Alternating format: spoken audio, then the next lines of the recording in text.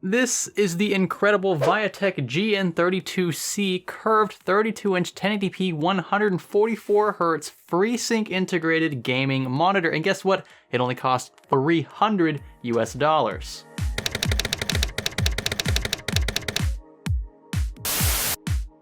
So this video is actually going to be pretty short and sweet, not because I want to be lazy, well okay, maybe because I do want to be a little lazy, but also because it's very difficult to emulate how good this panel actually looks in person via video. So to start things off, this is a VA panel, which stands for vertical alignment. It's similar in architecture to an IPS display, which I talk about in detail, by the way, in this video right here. Check that out for more information on the technical side of things. But in a nutshell, VA is going to be somewhat of a middle ground between IPS and maybe TN.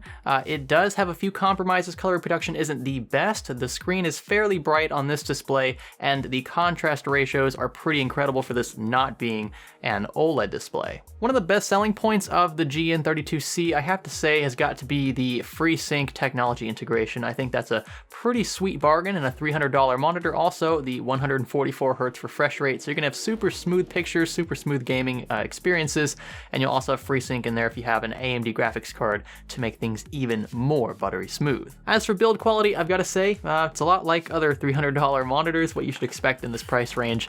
It's very plasticky all the way around, although I will say that the frame and the base of the monitor stand, those are both very rigid, and the installation process actually super simple, just 4 screws, and you should be ready to go. As for the picture quality and build in general, I don't see any dead pixels, so that's a good thing. The response time, 4 milliseconds, so virtually no ghosting at all. Like I said, the contrast ratios here are going to be pretty stellar for a non-OLED display. Again, VA is one of the advantages of having that technology there, is a 20 million to 1 contrast ratio. So blacks are going to look very black on this display. The white balance, a little off. I needed to calibrate it just a little bit. You can see here next to my Asus TN panel, the monitor on the left, that's the Viotek monitor, a bit bluer than normal, and honestly, my Asus monitor is just a bit more red than normal. Probably should fix that. I/O on the back of the panel, we have a DVI port, HDMI 1.4 port, and display port. Now, the importance of HDMI 1.4 here means that we can send 1080p 144Hz signals to the monitor via an HDMI cable, so you don't have to just use either DVI or display port. In this case, all 3 should work as long as your cable's satisfactory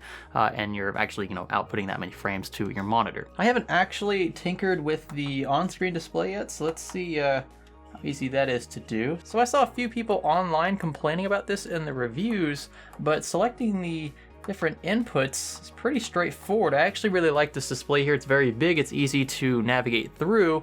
So if I want to choose whatever HDMI works, you just click enter and there you go. Of course, I only have HDMI plugged in, so there's that. Also, the 3 things that you get in the box, other than just the monitor and the stand, are the, of course, power cable, the HDMI 1.4 cable, and the user manual. Of course, though, everything setup-wise is pretty straightforward, so you shouldn't need the manual. As for the integrity of the monitor, like I said, no dead pixels on the display. The backlight bleed is pretty consistent and minimal throughout, especially in those dark lit situations. I will say there is one tiny imperfection physically on the monitor. It's down here by this plastic frame, so this actually sticks out just slightly on one side, more so than it does on the other, on the opposite side of the Viotek logo.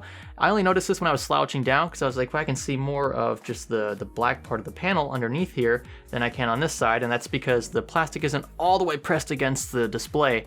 I don't know if that's just a production issue or just this individual unit, but it's not too concerning. I've got to say though, what a steal at roughly $300 for this panel. The fact that it has FreeSync integration, the fact that it's a curved 1080p display, and 144Hz refresh rate packed into it all, for that price is pretty sweet. The one thing I do want to talk about though before I end this video is the screen size with respect to the resolution. I discussed this topic in detail in this video right here, but there is an optimal viewing distance for this particular screen size and this resolution. At roughly 32 inches diagonal and a 1080p resolution, you will see pixels at roughly 2 feet away, and that's anywhere between 2 and 3 feet is where most gamers will find themselves if they're sitting in front of their desk playing video games or surfing the web or the like.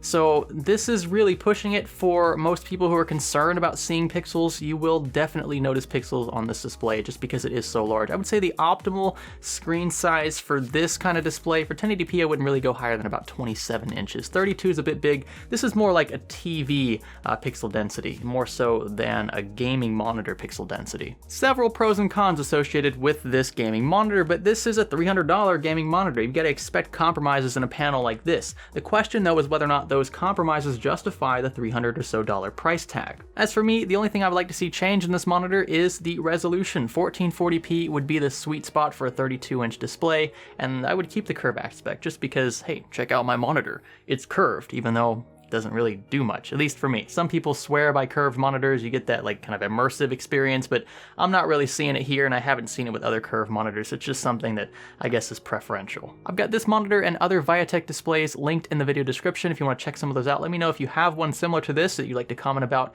in the comment section below. I'd like to know your opinions on this monitor in particular. As for Viotek as a company, I'd say they make pretty decent products based on what I've seen so far with their GN32C. Pretty solid display, no real physical defects for the most part, and it's a beautiful display for the price. I'd say best bang for the buck right here in a 32-inch curved display for sure. If you like this topic, like this product, be sure to give this video a thumbs up. I do appreciate it. Be sure to click subscribe button if you haven't already. That's that red button down below, and also click that little bell notification so you get more notifications when I release videos like this one. This is Science Studio. Thanks for learning with us.